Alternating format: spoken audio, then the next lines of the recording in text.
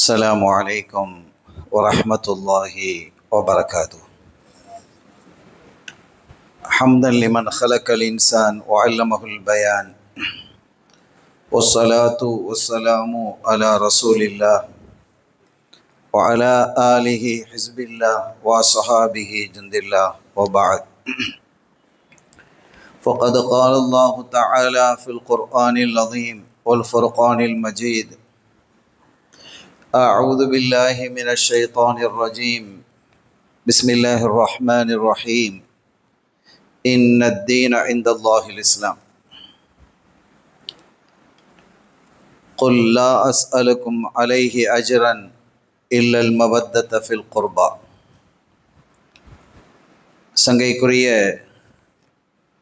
உலமாக்களே, மரியாதைக்குரிய பெரியோர்களே, அன்பு சகோதரர்களே, அருமை தாய்மார்களே, சகோதரிகளே, எல்லாம் வல்ல அல்லாஹுவின் பேரருளும் நபிகள் நாயகம் ஸல்லல்லாஹு அலைஹி வஸல்லம் அவர்களது நல்லாசியும் நம் அத்தனை பேர் மீதும் நிலவுமாக. அல்லாஹும் அவனது ரசூலும் எந்தெந்த காரியங்களை எடுத்து நடக்க வேண்டும் என்று நமக்கு கட்டளையிட்டுள்ளார்களோ அவை அனைத்தையும் எடுத்து நடக்கவும், எவைகளை தவிர்த்து நடக்க வேண்டும் என்று உத்தரவு பிறப்பித்துள்ளார்களோ அவை அனைத்தையும் தவிர்த்து நடக்கவும் ஆரம்பமாக எனக்கும் உங்களுக்கும் நான் வசியத்து செய்து கொள்கிறேன். அல்லாஹ் தௌஃபீக் செய்வானாக. ஆமீன். தஞ்சாவூர் மாநகர மற்றும் வட்டார ஜமாஅத்துல் உலமா சபையின் சார்பாக நடத்தப்படக்கூடிய இந்த ஆற்றங்கரை ஜும்மா பள்ளி வாசலில் நடத்தப்படக்கூடிய இஸ்லாமிய ஹிஜ்ரி புத்தாண்டு சிறப்பு சொற்பொழிவு நிகழ்ச்சியிலே கலந்து கொண்டு கர்பலா குறித்து பேசுவதற்கான ஒரு வாய்ப்பினை வழங்கிய வல்லவனாம் அல்லாஹ்விற்கு நெஞ்சம் நிறைந்த நன்றிகளை காணிக்கையாக்கி எனது வார்த்தைகளை தொடக்கம் செய்கிறேன். அல்ஹம்துலில்லாஹ் வஷ்ஷுக்ருலில்லாஹ். கண்ணியத்திற்குரிய பெருமக்களே, எனக்கு முன்னால் ஒரு அற்புதமான அழகான உரையை ஹஸ்ரத் அவர்கள் தந்தார்கள். எனக்கு அந்த உரையை தொடர்ந்தே பேச வேண்டும் என்பது போன்ற ஒரு ஆவலும் ஆசையும் ஏற்பட்டது. ஏனெனில் ஹிஜ்ரத் என்பது அவ்வளவு பெரிய புரட்சியை இந்த இஸ்லாமிய சமூகத்தில் ஏற்படுத்தியது. பசியை போக்கியது, அச்சத்தை போக்கியது, முஸ்லீம்களுக்கு மத்தியில் மிகப்பெரிய வல்லமையை, அரசமைப்பை ஏற்படுத்தி தந்தது, ஆளுமையை தந்தது, வல்லமையை தந்தது, பொருளாதாரத்தில் உயர்வை தந்தது என்று ஒரு மாபெரும் புரட்சிக்கு வித்திட்ட பயணம்தான் ஹிஜ்ரத். எனவே அவர்கள் கடைசியாக சொல்லி முடிக்கும் பொழுது இந்த ஹிஜ்ரி ஆண்டு எத்தனாவது என்பது கூட நம் மக்களுக்கு தெரிவது இல்லை என்று குறிப்பிட்டார்கள். பொதுவாக இது போன்ற நிகழ்வுகளில் நான் சொல்வது வழக்கம், ஒவ்வொரு பள்ளியிலேயும் ஹிஜ்ரி காலண்டரை வையுங்கள். இதற்காக புதுசாக எங்கேயும் தேடி போக தேவையில்லை, நாமளே தயார்படுத்திக்கலாம். நீங்கள் சென்னை மஸ்ஜித் மாமூரில் போனால் ஒரு பாக்ஸ் செஞ்சு வச்சுருப்பாங்க, அதில் ஹிஜ்ரி 1448 அப்படின்னு போட்டிருக்கோம். முஹர்ரம் பிறை 5 முடிஞ்சது. அந்த பேப்பரை மாறி மாறி ஒரு நாளையும் வச்சுக்கிட வேண்டியதான். மாதம் முடியும் பொழுது அந்த பேர் சஃபர் என்று மாற்றிக்கொள்ளலாம். இவ்வளவுதான், ஒரு அட்டையிலே கூட செய்து வைத்து கொள்ளலாம். இதை நான் போகும் இடங்களெல்லாம் சொல்லுகிறேன், பல இடங்களில் அதை செய்தும் இருக்கிறார்கள். எனவே நம் பிள்ளைகளுக்கு இந்த வரலாற்றை சொல்ல வேண்டும். வரலாறு தெரியாத ஒரு சமுதாயம் இன்னொரு வரலாற்றை உருவாக்க முடியாது. அதிலும் இந்த ஹிஜ்ரத்தை பற்றிய வரலாறை கண்டிப்பாக நம்முடைய இளைய சமுதாயம் தெரிந்திருக்க வேண்டும். அது ஆண்களும் பெண்களும் தான். நாம் எல்லாம் ஏதோ ஒரு மாற்றத்தை நோக்கி சென்று கொண்டிருக்கிறோமோ என்ற என்ன தலைப்படும் இந்த காலகட்டத்தில் சரியான ஒரு மாற்றத்தை நோக்கி நம்முடைய இளவல்களை வழிநடத்துவது என்பது நம்முடைய இஸ்லாமிய வரலாறுகள் தான்.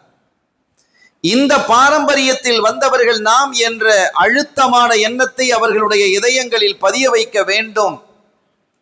எனவே இது போன்ற சங்கைக்குரிய உலமாக்களினுடைய உரைகள் பல இடங்களில் இடம்பெற வேண்டும். அதன் வாயிலாக வழியாக இந்த சமூகத்தில் சரியான முன்னேற்றம் ஏற்பட வேண்டும், புரியும் என்று கருதுகிறேன் நான். சரியான மாற்றம் ஏற்பட வேண்டும், புரியும் என்று கருதுகிறேன் நான். அருமையான பெருமக்களே, எனவே ஒரு நல்ல மாற்றத்தை இந்த சமூகத்திலே கொண்டு வர வேண்டும் என்றால் இஸ்லாமிய வரலாறு ரொம்ப தெளிவா இருக்கு. ஆச்சரியமான ஒரு சமூகம் இது. நம்முடைய இமாம்கள் செய்திருக்கக்கூடிய அந்த சேவைகள் இருக்கிறது, ஆச்சரியமானது, அற்புதமானது. அவர்கள் ஆற்றிய பங்களிப்பு மாதிரி வேறு யாரும் ஆற்றியிருக்க முடியாது. நீங்கள் எந்த வரலாறை தொட்டாலும், எதை பற்றி பேசுவதாக இருந்தாலும் அதை குறித்தெல்லாம் அன்றைய காலகட்டத்தில், இன்னைக்கு ஒரு வரலாறை பதிகிறோம் பேசுறோம் அப்படின்னு சொன்னா இன்னைக்கு ரெக்கார்ட் ஆகுது, லேசா ரெக்கார்ட் ஆயிடுது. உஸ்தாதுமார்கள் அன்னைக்கு சொல்றாங்கன்னா அதை எழுதத்தான் செய்யணும், எழுதிதான் ஆக வேண்டும்.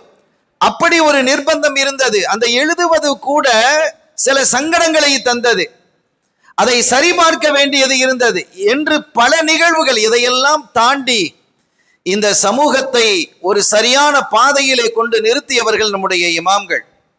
ஏன்னா அவங்களையெல்லாம் பற்றி தப்பான அபிப்பிராயங்களை ஏற்படுத்தி அவங்க என்ன பெரிய ஆளா, அப்படியா இப்படியா அப்படிலாம் சொல்லி ஒரு வகையான திசைக்கு இளைஞர்களை கொண்டு சென்ற ஒரு அமைப்பு இன்றைய காலகட்டத்தில் எப்படியோ இருக்கு. பல பிரிவுகளாக பிரிஞ்சு போயிட்டாங்க. நாம் என்ன சொல்ல வருகிறோம் என்றால், நம்முடைய இமாம்கள், நம்முடைய அறிஞர்களாக இருந்த பெருமக்கள் அழகான அற்புதமான வழிவகைகளை நமக்கு சொல்லி தந்திருக்கிறார். எனவே இதையெல்லாம் கற்றுக் கொடுக்க வேண்டும். அதை கற்பதற்கான ஆவலையும் ஆர்வத்தையும் தூண்டக்கூடிய மஹல்லாக்களாக ஒவ்வொரு மஹல்லாம் உருவாக வேண்டும் என்று இந்த நேரத்தில் ஒரு முன்னுரையை வைத்துக்கொண்டு என்னுடைய தலைப்பிற்கு நான் வருகிறேன்.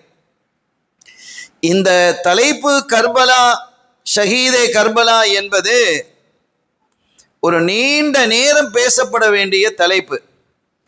ஆனால் நான் ஒரு மணி நேரத்தில் இந்த தகவல்களை மிக சுருக்கமாக நான் சொல்ல வேண்டியது இருக்கிறது. அருமையான பெருமக்களே, 2 செய்திகளை இதை அடிப்படையாக கொள்ளலாம். 2 செய்திகளை இதை அடிப்படையாக கொள்ளலாம். ஒன்று, அதிகார சுவையை சுவைத்தவர்கள், அதிகாரத்தினுடைய சுவையை சுவைத்தவர்கள் எப்படியெல்லாம் தங்களை ஏற்றியவர்களை உதைத்து தள்ளுவார்கள் என்பதற்கான சான்று இதிலே இருக்கிறது. அதிகாரத்தை சுவைக்கும் பொழுது அது பெரிய சுவை. அது ஒரு சூஃபி குறிப்பிட்டாங்க, ஆட்சியில அதிகாரத்துல ஒருத்தன் போய் உட்கார்ந்துட்டேன்னு சொன்னா அதை இழப்பதற்கு சீக்கிரமாக மனசு வராது.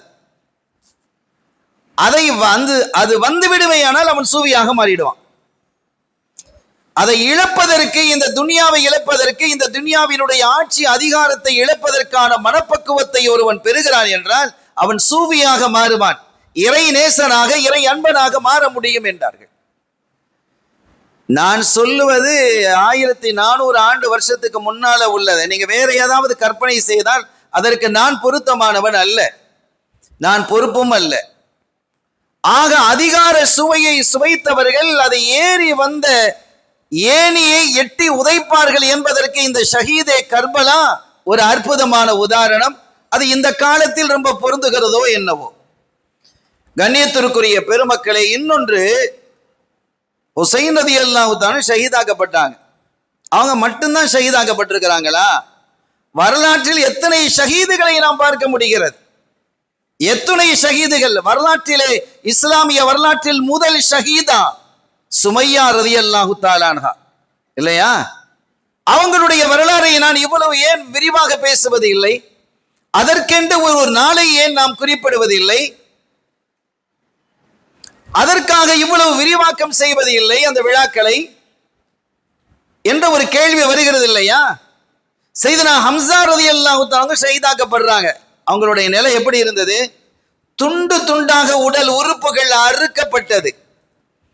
அவர்களுடைய காதுகள், அவர்களுடைய மூக்கு பகுதிகள் எல்லாம் அறுக்கப்பட்டு ஒரு நூலிலே கோர்க்கப்பட்டு மரச்செடிகளிலே தொங்கவிடப்பட்டதாக வரலாறு பேசும். நாம் அதையெல்லாம் பேசுகிறோம். ஆனால் ஹுசைன் ரலியல்லாஹு தஆலா அன்ஹு அவர்களுடைய ஷஹாதத்தை பேசும் அளவிற்கு அவைகளை நாம் பேசுவதில்லையே ஏன் என்ற ஒரு கேள்வி எழுந்தால் அது ரொம்ப நுணுக்கமான விஷயம். ஏன்னா அந்த ஷஹாதத்து நிகழ்ந்தது என்பது ஒரு நல்லாட்சியை அமைக்க வேண்டும் என்பதற்காக நிகழ்ந்த ஒரு ஷஹாதத். இத ரெண்டு விதமாக நம்முடைய சமூகம் பேசிக் கொண்டிருக்கிறது. அது நம்முடைய சமூகமா இல்லையாங்கிறத நீங்க முடிவு செய்யுங்க. நான் என்னுடைய வாயில் அது வருது. ஒரு சமூகம், ஒரு பகுதி என்ன சொல்லுகிறது என்றால், ஹுசைன் ரலியல்லாஹு தஆலா அன்ஹு அவர்களுடைய ஷஹாதத்தை மிக பெரிதாக இந்த சமூகத்தின் முன்னால் கொண்டு வந்து நிறுத்தி, அதே சமயம் தங்களினுடைய அரிப்பை சொரிந்து கொள்ளக்கூடிய அளவிற்கு சஹாபிகளை குறை காணக்கூடிய ஒரு கூட்டம் ஷியாக்கள். அது ஒரு பெரிய தவறு. அது ஹுசைன் ரலியல்லாஹு தஆலா அன்ஹுடைய ஷஹாதத் என்பது சாதாரணமானது அல்ல. ஆனால் அதே சமயத்தில் அந்த ஷஹாதத்தை முன்னிறுத்தி சஹாபிகளை இழிவாக பேசுவது என்பது, நபி தோழர்களை குறைத்து பேசுவது என்பது அசிங்கமானது. அப்துல்லாஹ் இப்னு முபாரக் ரலியல்லாஹு தஆலா அன்ஹு அவர்களிடத்திலே ஒரு கேள்வி எழுப்பப்படுகிறது. மிகப்பெரிய இமாம், ஒரு சூஃபி, ஃபகீஹ், முஹத்திது என்று பல கலைகளினுடைய ஆற்றல் மிகுந்த அறிஞர்.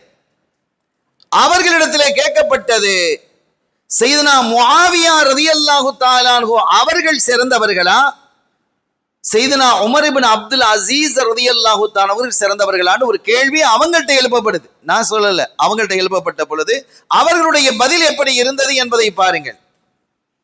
முஆவியா ரலியல்லாஹு தஆலா அவர்களை குறித்து பல தப்பான அபிப்பிராயங்களை ஷியாக்கள் உருவாக்கி வச்சிருக்கிறாங்க. அது பிழை. எந்த சஹாபியையும் குறை சொல்வதற்கு முஸ்லிம்களுக்கு அனுமதி இல்லை.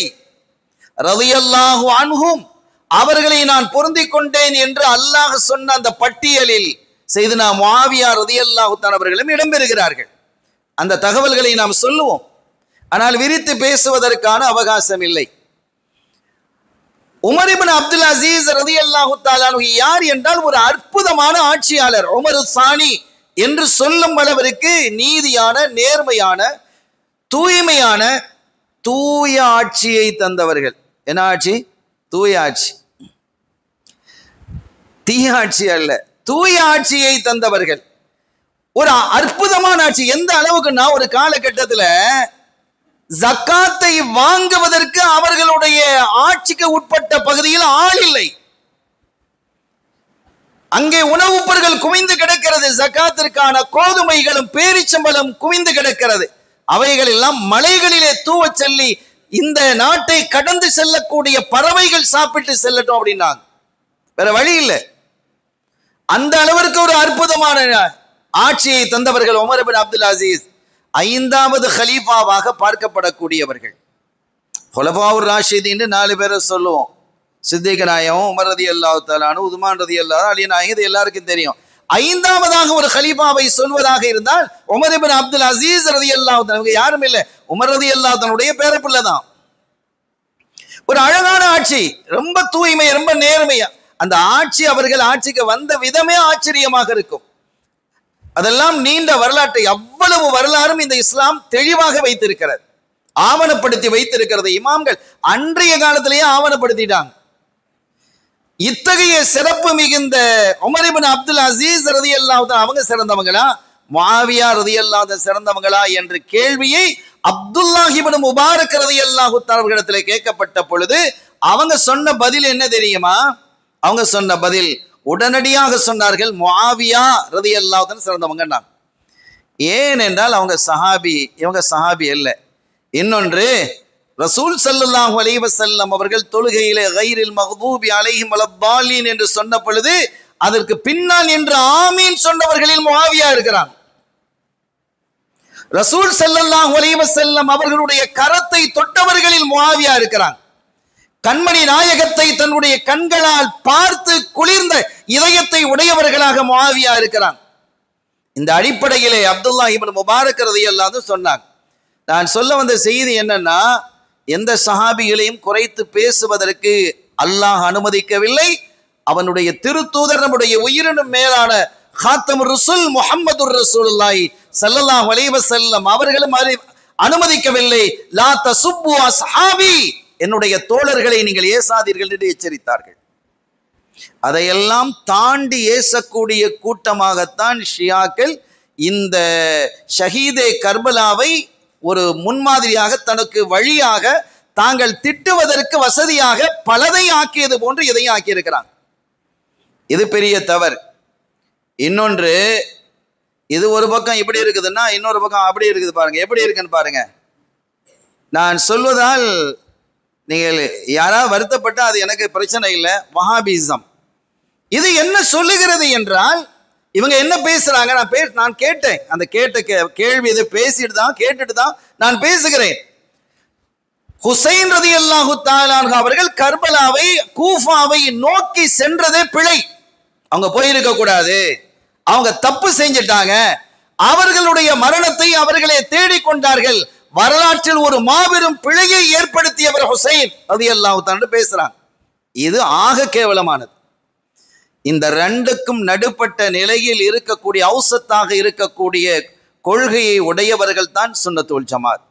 அதுதான் என்ன செய்தி என்பதை நான் இங்கே சொல்ல வர இருக்கிறேன். கண்ணியத்திற்குரிய பெருமக்களே, ஹுசைன் ரலியல்லாஹு தஆலா அன்ஹு அவர்கள் ஆட்சி அதிகாரத்தை ஒருபோதும் விரும்பியது இல்லை. ஆட்சி அதிகாரத்தை அவர்கள் ஒருபோதும் விரும்பியது இல்லை. அவர்கள் விரும்பியதெல்லாம் சமாதானத்தை மட்டுமே. ஆனா அவங்க நினைச்சிருந்தா ஆட்சி அமைக்க முடியும். மக்காலையும் மதீனாலையும் அவர்களுக்கு சப்போர்ட்டாக இருந்தவர்கள் பல்லாயிரக்கணக்கான மக்கள் இருந்தாங்க. இன்னும் சொல்ல போனா மதீனா, மக்கா போன்ற அந்த முக்கிய நகரங்கள் எல்லாம் ஹுசைன் ரலியல்லாஹு தஆலா அவர்களை ஆட்சியில் அமர்த்த வேண்டும் என்ற ஆவல் கொண்டவர்களா அங்க இருந்தாங்க. சஹாபிகள் இருந்தாங்க, தாபியீன்கள் இருந்தாங்க. சையதுனா அப்துல்லா இப்னு அப்பாஸ் ரலியல்லாஹு அன்ஹு இருக்கிறாங்க. அப்ப இப்னு அப்பாஸ் ரைசுல் முஃபஸ்ஸிரீன் அவங்க எல்லாம் இருக்கிறாங்க. அவங்க நினைச்சிருந்தா ஒரு ஆட்சியை என்ன செஞ்சிருக்கலாம், அங்கேயே அமைத்திருக்கலாம். அது அல்லாம மக்கா மதீனா அல்லாம ஹிஜாஸ் பகுதியை தாண்டி போவதாக இருந்தால் அது சண்டையோடு தான் முடியும், அது சச்சரவோடு தான் முடியும், அது பிரச்சனையோடு தான் முடியும். ஆனால் வலிமையான சப்போர்ட் மக்கா மதீனாவிலே அவர்களுக்கு இருந்தது. அங்கேயே ஒரு தனி ஆட்சியை அமைப்பதற்கான வல்லமையும் சக்தியும் ஆற்றலும் பலமும் அவர்களிடத்துல இருந்தது. ஆனா அமைச்சாங்களா? இல்லையே. நினைச்சிருந்தா அமைச்சிருக்கலாமா? இல்லையா. சமூகத்தை பிளவுபடுத்துவதை ஒருபோதும் அவங்க விரும்பல. சமூகம் பிளவுபட்டுறக்கூடாது. நீங்க ஒரு செய்தியை கொண்டு வர்றீங்க, அதை அழுத்தணும், அதை செய்தியை கொண்டு வந்து எப்படியாவது இந்த சமூகத்துல திணிக்கணும் என்பதற்காக சமூகத்தை பிளப்பது என்பது மிக கடுமையானது. அல்லாஹ் அதை விரும்பல. ஒரு கட்டத்துல மூசா அலைஹிஸ்ஸலாம் அவர்கள் அல்லாஹ்வை சந்தித்து பேசுறதுக்கு போறாங்க. ஏன்னா இதுல இருக்கக்கூடிய இந்த வரலாற்றை முழுவதுமாக நான் பேசல, அதனுடைய கான்செப்ட் அதுல என்ன இருக்கு என்பதை நான் உங்கள் முன்னால் வைக்கிறேன். அந்த வரலாற்றுக்குள்ளால் என்ன இருக்கிறது? மூசா அலைஹிஸ்ஸலாம் அவர்கள் அல்லாஹ்வை பார்க்கறதுக்கு போறாங்க. 30 நாள் போறேன்னு சொல்லிட்டு போனாங்க. 30 நாள்ல வந்துட வேண்டும். ஆனா 40 நாள் ஆச்சு. குர்ஆன் அதை சொல்லுகிறது. சூரத் ஆராஃப் அதை பேசும். ஓ ஆதுனா மூசா என்ற அந்த வசனத்திலே தெளிவாக அல்லாஹ் பேசுறான். 30 நாள் 40 நாள் ஆச்சு. ஆனா போனவங்க திரும்பி வரலன்ன உடனே அங்க இருந்த சாமிரி என்பவன் என்ன செய்தான் என்றால், அந்த வரலாற்றையே மாற்றி நாம இனி மூசா வரமாட்டாங்க, அவங்க அவ்வளவுதான், இனி முடிஞ்சு போச்சு, நாம வணங்க வேண்டிய கடவுள் என்பது காளை மாடு என்று அவங்க தங்கத்தால ஒரு காளை மாட்டை செய்து வைத்து அதை வணங்குமாறு ஒரு சூழ்ச்சியை செய்து ஒரு பெரும் கூட்டத்தை வணங்க வைத்தான். ஒரு பெரும் கூட்டம் இஸ்லாத்திலிருந்து வெளியில போயிடுச்சு, ஷிர்க்குக்கு போயிடுச்சு. காளை மாட்டை மாட்டை வணங்கியது. மூசா அலைஹிஸ்ஸலாம் அவர்கள் தன்னுடைய சமூகத்தினுடைய பொறுப்பை யார்கிட்ட கொடுத்துட்டு போயிருந்தாங்க? சையதுனா ஹாரூன் அலைஹிஸ்ஸலாத்துல கொடுத்துட்டு போயிருக்கிறாங்க, அவங்களுடைய சகோதரர், தாய் வழி சகோதரர். அப்ப வந்து பார்த்தா எல்லாம் காளை மாட்டை வணங்கிட்டு கிடக்குறான், சுஜி செஞ்சு கிடக்குறான். கையில தௌராத்தை வாங்கிட்டு வர்றாங்க. அந்த பலகை அல்கல் அல்வாஹ தூக்கி வீசுறாங்க. அந்த ஷிர்க்கை பார்த்ததை அவங்களால பொறுக்க முடியல. வீசிட்டு ஹாரூன் அலைஹிஸ்ஸலாமுடைய தாடியை பிடிச்சு கேட்கிறாங்க, என்னடா செஞ்சா நீ, என்ன செய்திருக்கிறாய்? ஷிர்க்கிலே போய் மக்கள் வீழ்ந்திருக்கிறார்கள், உங்களிடத்துல பொறுப்பை தந்து போனால் நீங்கள் இப்படி நடந்து கொள்வீர்களா, பார்த்து கொண்டு இருப்பீர்களா அப்படின்னு சொல்லும் பொழுது அவங்க சொன்ன பதில குர்ஆன் சொல்லுது பாருங்க. நான் பெரிய பிரச்சனை பண்ணியிருப்பேன், அவர்களுக்கு இதை எடுத்து சொல்லியிருப்பேன், ஆனால் சமூகம் பிளவுபட்டு போயிருக்கும். அப்படி பிளவுபட்டால் என்னை நீங்கள் ஏசுவீர்கள். என்ன புரிகிறோம் அருமையான பெருமக்களே? சமூகம் உடைந்து விடக் கூடாது என்பதிலே அக்கறை காட்டுங்கள் என்பது குர்ஆன் சொல்லுகிறது. கண்மணி நாயகம் ஸல்லல்லாஹு அலைஹி வஸல்லம் அவர்கள் வலியுறுத்தினார்கள். நமக்கு தெரியாதா? அப்துல்லாஹ் இப்னு உபை இப்னு சலூல் என்று இருந்தான், முனாஃபிக்குகளினுடைய லீடர். அவனை கொல்லணும் அப்படின்னு பல பேர் என்ன செஞ்சாங்க, முடிவு செய்தார்கள். ஸல்லல்லாஹு அலைஹி வஸல்லம் வந்து சொன்னாங்க, நாயகமே என்ன கொன்னுருங்க அவனை அப்படின்ட்டு. குறிப்பாக உமர் ரலியல்லாஹு தஆலா அன்ஹு அவர்கள் ஒரு யுத்தத்திலிருந்து திரும்பும்போது பெரிய ஃபித்னாவை ஏற்படுத்தினான். ஒரு யுத்தத்திலிருந்து திரும்பும்போது பெரிய குழப்பத்தை ஏற்படுத்தினான். இந்த அப்துல்லா இப்னு உபை இப்னு சலூல் அவனை கொன்னுடுவோம் அப்படின்னு, கொல்றதுக்கு எல்லா தகுதியும் அவனுக்கு இருக்கு, கொல்லப்படுவதற்கு எல்லா தகுதியும் இருக்கு அவனுக்கு. அந்த அளவிற்கான அட்டகாசங்களை செய்து கொண்டிருந்தவன். ஸல்லல்லாஹு அலைஹி வஸல்லம் என்ன சொன்னாங்க தெரியுமா?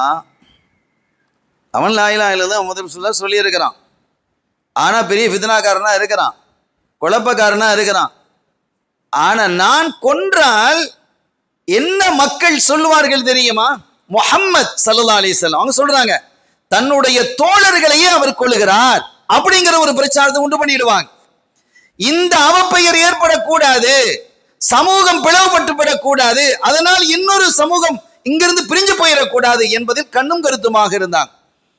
இதைத்தான் கண்மணி நாயகத்தினுடைய திருப்பேரர் செய்தனா ஹுசைன் ரலியல்லாஹு தஆலா அன்ஹு அவர்கள் நினைச்சு இருந்தா ஆட்சி அதிகாரத்துல மக்கால உட்கார்ந்துடலாம், அது மதீனால அமர்ந்துடலாம். அது அவர்களுக்கு ஒரு கடினமான ஒரு விஷயமே அல்ல. அந்த அளவிற்கு மாஸ் சப்போர்ட் அங்கே இருந்தது. வலிமையான தொண்டர்கள் இருந்தார்கள், தோழர்கள் இருந்தார்கள். அவர்களுக்காக உயிர் கொடுக்கக்கூடியவர்கள் மக்கா மதீனாவிலே நிறைந்து இருந்தார்கள். சஹாபிகள் அவர்களுக்கு துணை நின்றார்கள். ஆனாலும் அவங்க என்ன செய்யல, அதை விரும்ப இல்லை, என்ன விட்டுருங்க, அந்த ஆட்சி எனக்கு வேணாம் அப்படின்னு தான் என்ன செஞ்சு இருந்தாங்க. இது எங்கிருந்து பிறக்கிறது என்றால், செய்தனா உஸ்மான் ரலியல்லாஹு தஆலா அன்ஹு அவர்கள் ஷஹீதாக்கப்படுறாங்க. அந்த வரலாறு எல்லாம் இரத்த கரை படிந்த வரலாறு. அதனால தான் இன்னைக்கு இந்த கலர் சட்டை போட்டு வந்திருக்கிறேன். இரத்தக்கரை படிந்த வரலாறு. உஸ்மான் ரலியல்லாஹு தஆலா அன்ஹு அவர்கள் ஷஹீதாக்கப்பட்ட அந்த நிகழ்வை நீங்கள் பார்த்தால் கண்கள் எல்லாம் இரத்த கண்ணீரை வடிக்கும். எவ்வளவு பெரிய தியாகி அவங்க. உஸ்மான் ஒரு கட்டத்துல ஸல்லல்லாஹு அலைஹி வஸல்லம் சொல்றாங்க, உஸ்மான் அள்ளி கொடுத்த அந்த தபூக்குக்காக அள்ளி கொடுத்த பொழுது, தபூக் யுத்தத்துக்கு போறாங்க ஸல்லல்லாஹு அலைஹி வஸல்லம், யுத்த நிதி தாங்கன்னு கேட்கிறாங்க. ஸல்லல்லாஹு அலைஹி வஸல்லம் அவர்களுடைய மடியிலே கொண்டு வந்து 1000 தங்க காசுகளை கொட்டுறாங்க. ஸல்லல்லாஹு அலைஹி வஸல்லம் கேட்கிறாங்க, உஸ்மான் இன்னும் கொடுக்கலாமேங்கிறாங்க. உஸ்மான் இன்னும் கொடுக்கலாமேங்கிறாங்க. போனாங்க, திருப்பி 1000 தங்க காசுகளை எடுத்து வந்து கொட்டுனாங்க. உஸ்மான் இன்னும் கொடுக்கலாமேன்னாங்க. திரும்ப ஒரு 1000 தங்க காசு. எத்தனை கோடிகள் சகோதரர்களே! எவ்வளவு பெரிய மனம் வேணும். மதீனா ஷரீஃபிலே மக்கள் தண்ணீர் இல்லாத போது பீர் ரூமா என்ற கிணறை மக்களுக்காக வாங்கி அர்ப்பணித்தவர்கள். அதனுடைய விலை என்னவோ அதை விட பன்மடங்கு விலையை கொடுத்து வாங்கி கொடுத்தவங்க. ஆனா அவங்க மரண தருவாயில் குடிப்பதற்கு தண்ணீர் இல்லாமல் போனது. அப்படியெல்லாம் வரலாறு இருக்கிறது. இதெல்லாம் இந்த ஷஹீதே கர்பலா இதெல்லாம் டச் பண்ணி தான் இருக்குது, தொடர்ந்து தான் இருக்கு. இத்தகைய தியாகங்களை செய்தவர்கள் ஒரு கட்டத்தில் அவங்க சொன்னாங்க, இந்த 3000 தங்க காசுகளையும் கண்மணி நாயகத்தினுடைய மடியிலே அள்ளி போட்ட பொழுது, இதற்கு பிறகு உஸ்மானுக்கு எதுவும் இல்லை, எதுவும் பங்கம் விளைவிக்காதுன்னாங்க. ஸல்லல்லாஹு அலைஹி வஸல்லம் சொல்றாங்க. அப்படின்னா என்ன அர்த்தம்? அவங்க எவ்வளவு தவறு செய்தாலும் அவங்க சொர்க்கவாதி தான், அதை கண்டுக்கிட மாட்டான் அல்ல. அதற்கு பிறகு இப்படி ஒரு ஆள் நம்ம சொன்னா நம்ம தவறுகளை செய்யலாம். அவங்க சஹாபியில அப்படி ஒரு வார்த்தை சொன்னதற்கு பிறகு அவர்கள் இன்னும் மேம்பட்டார்கள். தங்கம் தேய்க்க தேய்க்க ஜொலிக்கும் இல்லையா? அப்படிப்பட்ட ஒரு பெருமகனார். அவர்களினுடைய ஷஹாதத்து நிகழ்ந்தது. கெய்ரோவிலிருந்து மிஸ்ரிலிருந்து வந்தவர்கள் ஷஹீதாக்கினார்கள் அவர்களை மதீனா ஷரீஃபிலே. இப்படி ஷஹீதாக்கப்பட்டது அந்த கொலையாளியை கண்டுபிடிக்க வேண்டிய அவசியம் ஏற்பட்டது. உமர் ரலியல்லாஹு, அபூபக்கர் சித்திக் ரலியல்லாஹு தன்னுடைய ஆட்சி காலத்திலேயே இஸ்லாம் அப்படி வெளியிடங்களுக்கு போக ஆரம்பிச்சது. உமர் ரலியல்லாஹு தன்னுடைய காலத்தில் பல இடங்களுக்கு போனது. உதுமான் ரலியல்லாஹு தன்னுடைய காலத்தில் இன்னும் அதிகமானது. கப்பற்படையே உதுமான் ரலியல்லாஹு தன்னுடைய காலத்தில் தான் முஸ்லிம்களுக்கு வந்தது. கப்பற்படை இருக்குல்ல, கடல் படை, காலாட்படை இருந்தது, வாகனப்படை இருந்தது. வாகனப்படை என்று சொன்னா ஒன்று ஒட்டகத்துல அல்லது குதிரையில என்ன செய்வாங்க, போற சண்டைக்கு போவாங்க. அதுல போய் அது வாகனப்படை. கப்பற்படையை உண்டாக்குறது யாருன்னா உதுமான் ரலியல்லாஹு அவங்க தான். சைபீரியா வரைக்கும் அந்த யுத்தத்தை அவர்கள் என்ன செய்தார்கள், கப்பற்படையை அனுப்பினார்கள். எவ்வளவு அற்புதமான வரலாறு அது. இந்த வரலாறுலாம் நம்ம பிள்ளைகளுக்கு தெரியணுமா இல்லையா? எவ்வளவு பெரிய சாதனைகளை இந்த உலகத்திலே நாம் செய்திருக்கிறோம். எத்தனை கண்டுபிடிப்புகளை இந்த உலகத்திலே கண்டு இருக்கிறோம். அல்ஜிப்ராவை கொண்டு வந்தது யாரு? எத்தனை கண்டுபிடிப்புகள். அருமையான பெருமக்களே, சையதுனா உஸ்மான் ரலியல்லாஹு தஆலா அவர்கள் ஷஹீதாக்கப்பட்ட பொழுது அந்த அவர்களை கொலை செய்தது யார் என்பதை கண்டுபிடிக்கணுமா இல்லையா? கலீஃபா கொலை செய்யப்பட்டுட்டாங்க. அதற்கு முன்பாக கிட்டத்தட்ட ஒரு வார காலம் ஹவுஸ் அரெஸ்ட்ல இருந்தாங்க. மஸ்ஜித் நபவிக்கு தொலை வர முடியல. அது துல்ஹஜ் மாசம். அது அங்கே மதீனா ஷரீஃபில் இருந்த சஹாபிகள் எல்லாம், பெரும்பாலான சஹாபிகள் ஹஜ்ஜுக்கு போயிட்டாங்க. அந்த நேரத்தை பயன்படுத்தினாங்க இந்த எதிரிகள். பயன்படுத்தி எங்க மதீனாவிற்குள்ளே வந்து அவர்களுடைய வீட்டை முற்றுகையிட்டு தண்ணீர் போக விடாமல் தடுத்து, மஸ்ஜித் நபவிக்கு வரவிடாமல் தடுத்து, வீட்டுக்குள்ளேயே ஹவுஸ் அரெஸ்ட்ல வச்சிருந்தாங்க. கடைசியில் ஷஹீதாக்கப்பட்டாங்க. ஒன்று வீட்டுக்குள்ள முகட்டை திறந்து உள்ள போய் கொலை செஞ்சாங்க. இந்த கொலையாளியை கண்டுபிடிக்கணுமா இல்லையா? யாரு கண்டுபிடிக்கிறதுங்கிறத இங்கதான் பிரச்சனையே ஆரம்பிக்குது. இது அங்க ஆரம்பிச்சதான் உசைன் ரலியல்லாஹு தன்னுடைய ஷஹீதுல வந்து நிக்குது. அது இதுல துவங்கினதுதான் பிரச்சனை. யாரு கண்டுபிடிக்கிறது? அரசு கண்டுபிடிக்கணுமா இல்லையா? அரசு யார் இருக்கு? அரசை நடத்தும்போது யார்? உதுமான் ஷஹீத் ஆயிட்டாங்க. இன்னொரு கலீஃபா வந்தாதான் அந்த அரசை இதை எடுத்து நடத்த முடியும். இப்ப இருக்கிறது காபந்து அரசு. ஒரு அரசியல் தலைவர் இல்லை. யாரை ஆக்குறதுங்க? ஹசைனா அலி ரலியல்லாஹு தஆலா அவர்களை ஹிலாஃபத்துக்கு பின்னால் வந்த சஹாபிகள் எல்லாம் என்ன செய்யறாங்க, அவங்க முன்மொழிகிறாங்க. ஒரு அழகான வரலாறு. அருமையானவர்களே, உமர் ரலியல்லாஹு தஆலா அவர்கள் என்ன இதெல்லாம் விட்டுட்டு போக முடியல. எனக்கு நம்ம ஷஹாதத்துக்கு நேரம் வர முடியல. எனக்கு அந்த செய்தியை சொல்றதுக்கு இந்த சமூகம் அதை விளங்கிக்கிடணும். இன்றைய காலத்துல இன்னும் ரொம்ப விளங்கணுங்கிறதுக்காக சொல்றேன். உமர் ரலியல்லாஹு தஆலா அவர்கள் தொழுகையிலே குத்தப்பட்டார்கள். மரணப்படுக்கையிலே கிடக்குறாங்க. மரணப்படுக்கையில இருக்கும்போது அடுத்த இனி அவங்களுக்கு விளங்கிடுச்சு, நம்ம இது மரணப்படுக்க, இதோட நம்ம மூத்தாயிடுவோம் அப்படிங்கிறத விளங்கிக்கிட்டு அடுத்த ஒரு கலீஃபாவை ஏற்படுத்தணுமா இல்லையா? யாரு ஜனாதிபதி?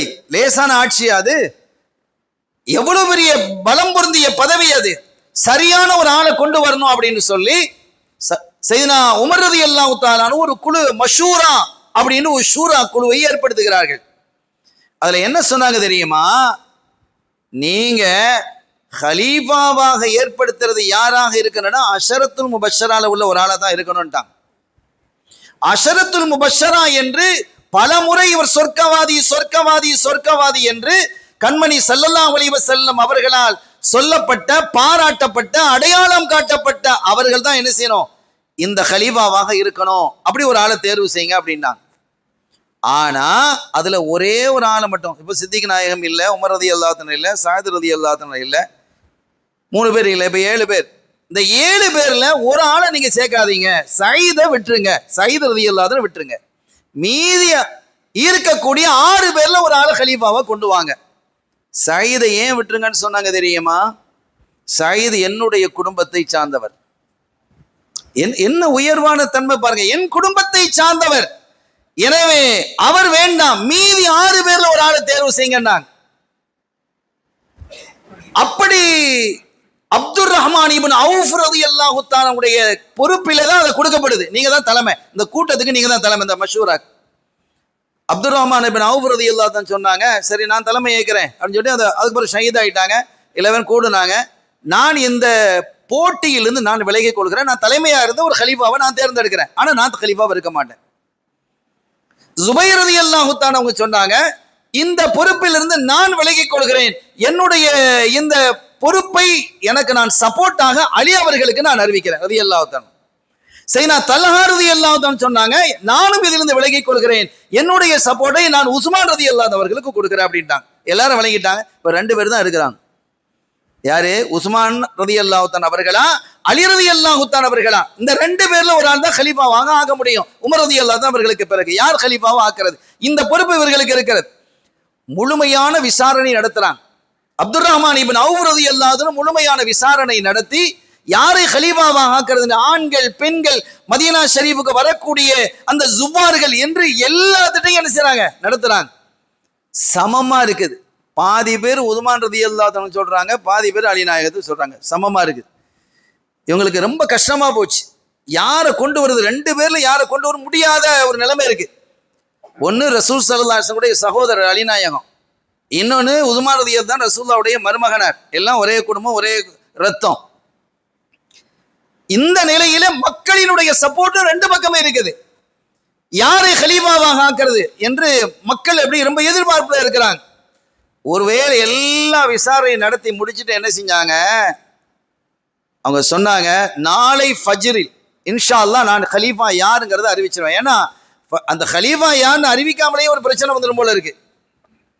அதிகாரம், ஏன்னா இந்த குழப்பம் வேற இருக்குது. உமர் ரலியல்லாஹு அன்ஹு அவர்கள் ஷஹீதாக்கப்பட்ட குழப்பம் வேற இருக்கு. அந்த வேற பிரச்சனை உட்கார்ந்துகிட்டு இருக்கு. உமர் ரலியல்லாஹு அன்ஹு ஷஹீதாக்கப்பட்டாங்க, தொழுகையில குத்தப்பட்டாங்க. எனவே இந்த நிலையிலே ஒரு கலீஃபா இல்லாமல் ஆட்சியை நடத்துவது என்பது முடியாத காரியம். ஒரு தலைமை இல்லாம தலை இல்லாம முடியாது இல்ல. தலை இல்லாம தலை இருக்க வாழ ஆடக்கூடாதுன்னு சொல்லுவாங்க இல்ல, தமிழ்ல அழகான மொழி. அப்ப அந்த வகையில நாளை ஃபஜ்ருக்கு நான் அறிவிச்சிருவேன்னா, சுபஹானல்லாஹ், ஃபஜ்ருக்கு கூட்டம் எல்லா பக்கத்து பள்ளியில உள்ள கூட்டம்லாம் அங்க வந்துருச்சு. பள்ளியில இடம் இல்லை, அவ்வளோ அங்க உட்கார்ந்துருக்கு. உஸ்மான் ரலியல்லாஹு அன்ஹு கொஞ்சம் வெக்கப்பட்ட ஆளு. அவங்க பள்ளிவாசல் வாசல்ல உட்காந்துட்டாங்க, முன்னால வரல. அலி நாயகம் முன்னால வந்து உட்காந்துக்கிறாங்க. தைரியமான ஆள் தானே அவங்க. அலி நாயகம் முன்னால உட்கார்ந்து இருக்கிறாங்க, உஸ்மான் வாசல் உட்கார்ந்து இருக்கிறாங்க. தொழுகை முடிஞ்சது. அப்துர் ரஹ்மான் இப்னு அவுஃப் ரலியல்லாஹு அன்ஹு அந்த ஃபஜ்ர் தொழுகையை நடத்துறாங்க. உஸ்மான், நீங்க ஏன் பின்னால இருக்கிறீங்க, முன்னால வாங்க. நாங்க முன்னால வந்து உட்கார்ந்துட்டாங்க. முதல்ல இப்ப அறிவிக்கணும் 2 பேர்ல யார் அப்படிங்கிறது. மக்கள்லாம் பெரிய எதிர்பார்ப்போட இருக்கிறாங்க. இவங்க அறிவிச்சுட்டா எல்லாரும் ஏத்துக்கிடுவாங்க. ஏன்னா உமர் ரலியல்லாஹு அன்ஹு பொறுப்பு அவங்க கிட்ட தான் கொடுத்துருக்காங்க, மக்களும் அதை அங்கீகரிக்கிறாங்க. இவங்க யார சொன்னாலும் ஏத்துக்கிடுவாங்க மக்கள். ஏன்னா அவங்க அஷரத்துல் முபஷ்ஷரால உள்ள ஆளு. இந்த சமூகத்திற்காக எவ்வளவு பெரிய தியாகம் செய்தார்கள் என்பது எல்லாருக்கும் தெரியும். அப்துர் ரஹ்மான் இப்னு அவுஃப் ரலியல்லாஹு அன்ஹு அலி நாயகத்தை எழுந்திருக்க சொன்னாங்க. அலி எழுந்திருங்க, கும் யா அலி, எழுந்திருங்க.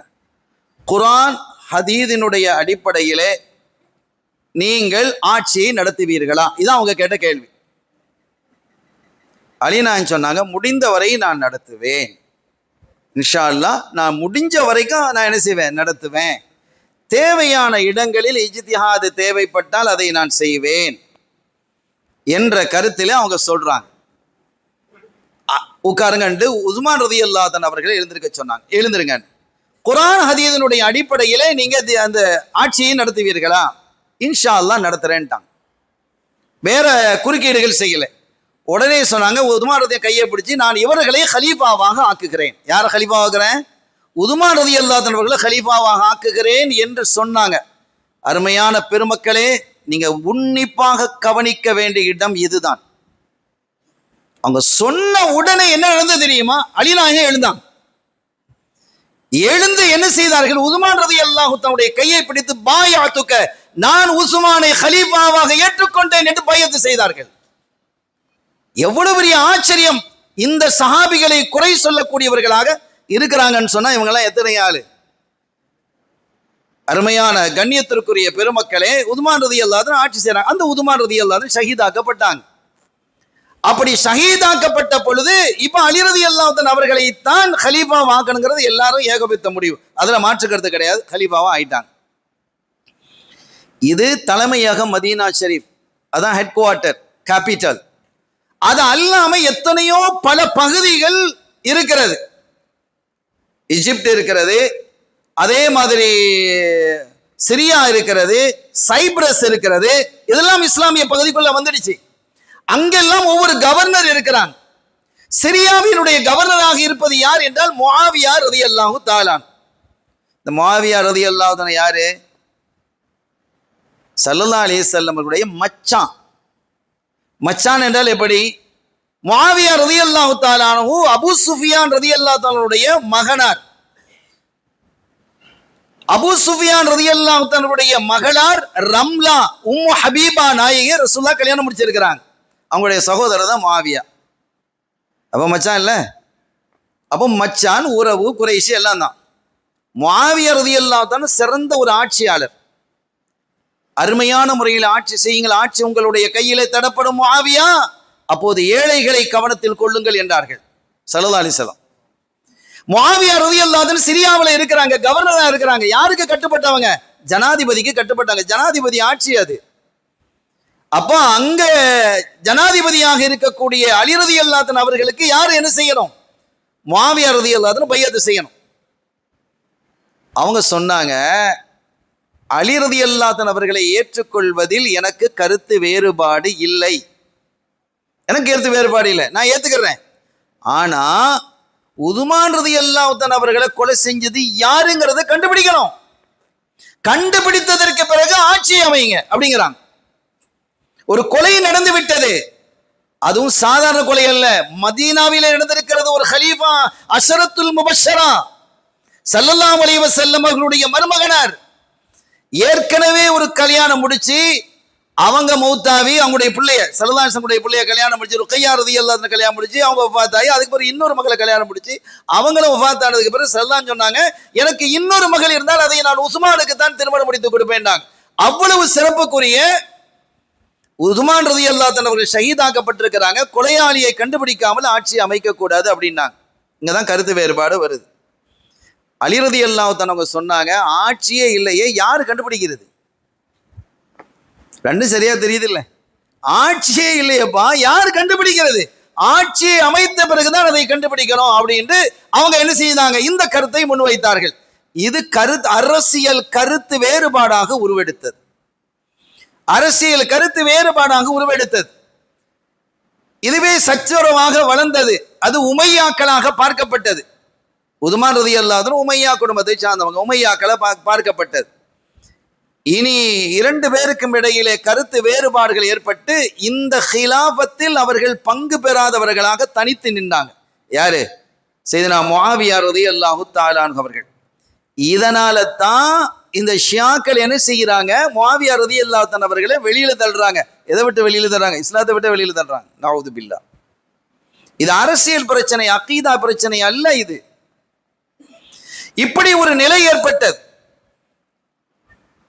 ஹிஜ்ரி 61 ரஜப மாதம் முஆவியா ரலியல்லாஹு தஆலா அன்ஹு அவர்கள் வஃபாத் ஆறாங்க, சிரியால வஃபாத் ஆறாங்க.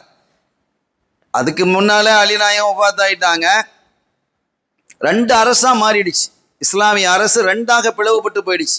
அலி ரலியல்லாஹு தஆலாவுடைய தலைமையில் கூஃபாவை தலைமையாக கொண்டு, கூஃபாண்டா இன்னைக்கு ஈரான்ல இருக்கு, ஈராக்ல இருக்கு, ஈராக்கில இருக்கக்கூடிய கூஃபாவை தலைமையாக கொண்டு, ஏன்னா மதீனா ஷரீஃபை தலைமையா வச்சா ஸல்லல்லாஹு அலைஹி வஸல்லம் அவர்கள் இருக்கக்கூடிய ஊர், அங்க ரத்தம் சிந்துறதுலாம் ஒரு அதபா இருக்காது, ஒரு அதபு குறைவாக ஆகிடும் அப்படின்னு கருதி தன்னுடைய தலைமையகத்தை எங்க மாத்திட்டாங்க? அலிநாயகம் கூஃபாவுக்கு மாத்தினாங்க.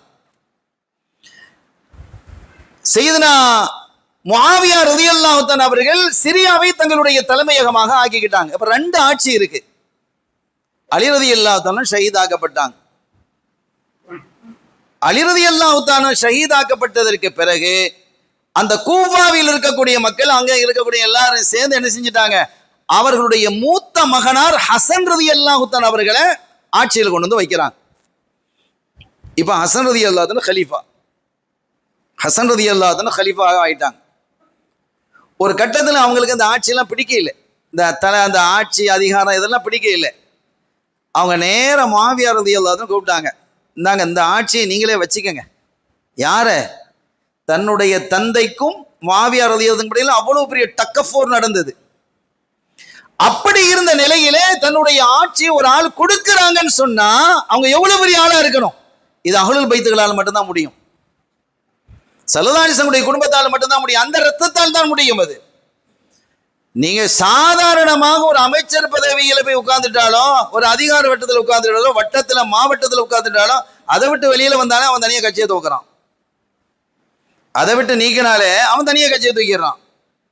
ஆனாங்க இவ்வளவு பெரிய இராணுவம் வலிமையாக இருக்கக்கூடிய, பொருளாதாரம் வலிமையாக இருக்கக்கூடிய மாபெரும் ஆட்சியை கொடுக்கிறாங்க. அதற்கு முன்பாக ஒரு செய்தி, ஸல்லல்லாஹு அலைஹி வஸல்லம் அவர்கள் மதீனா ஷரீஃப்ல மெம்பர்ல இருக்கிறாங்க.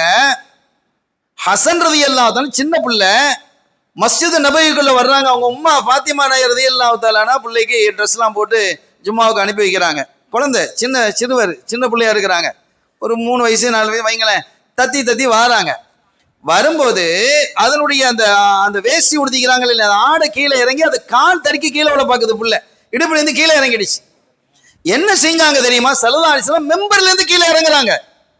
மெம்பரில் இருந்து கீழே இறங்கி தன்னுடைய பிள்ளையை தூக்கி கொண்டு மெம்பர்ல வைத்துக் கொண்டு சொல்லுகிறார்கள், ஹாதா வலதி, இது சையதுன், என் பிள்ளை சையது, லீடர் என்று சொல்லிட்டு அடுத்து ஒன்று சொன்னாங்க, என் பிள்ளையை கொண்டு அல்லாஹ் பிரிந்து கிடந்த என்னுடைய சமுதாயத்தை ஒன்று சேர்ப்பான்டாங்க.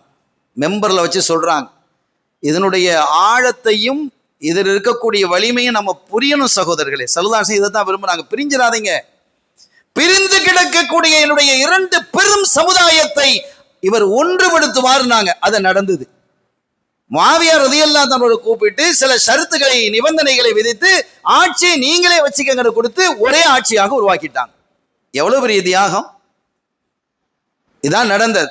அதற்கு பிறகு முஆவியா ரலியல்லாஹு தஆலா அவர்கள் ஹிஜ்ரி 60 என்ன செய்யறாங்க? வஃபாத் ஆறாங்க. முஆவியா ரலியல்லாஹு தஆலா ஹிஜ்ரி 60 ரஜப் பிறை 1 இதுல முஆவியா ரலியல்லாஹு வஃபாத் ஆறதுக்கு முன்னால ஒரு வேளை அவங்க செய்தார்கள்.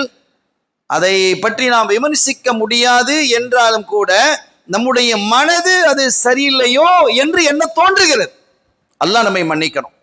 நம்ம அப்படி எண்ணினால், அது பிழையாக இருந்தால் அல்லாஹ் நம்ம மன்னிக்கணும். ஏன்னா எந்த சஹாபிகளையும் நம்ம குறை சொல்லக்கூடாது, பேசக்கூடாது என்பது ஸல்லல்லாஹு அலைஹி வஸல்லம் கட்டளை. என்ன செஞ்சாங்க அப்படின்னா, தன்னுடைய மகனார் முஆவியா ரலியல்லாஹு தஆலா தன்னுடைய மகனார் யஸீதை கலீஃபாவாக ஆக்கினாங்க.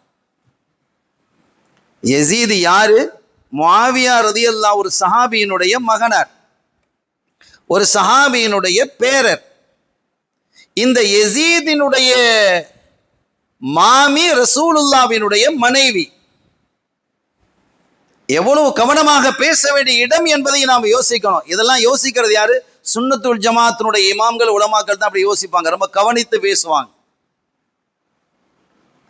ஆனால் அந்த யஸீத் நடந்து கொண்ட விதம் சரியானதா என்ற ஒரு கேள்வி எழுந்தால், அவர் ஒரு கட்டத்தில் சொல்றாரு, ஹுசைன் ரலியல்லாஹு தஆலா அன்ஹு அவர்களினுடைய ஷஹாதத்துக்கு, அவர் ஷஹீதாக்கப்பட்டதற்கு எனக்கு எந்த சம்பந்தமும் இல்லை, நான் உத்தரவு கொடுக்கவும் இல்லை, நான் அவர்களை கொலை செய்ய சொன்னதும் இல்லை.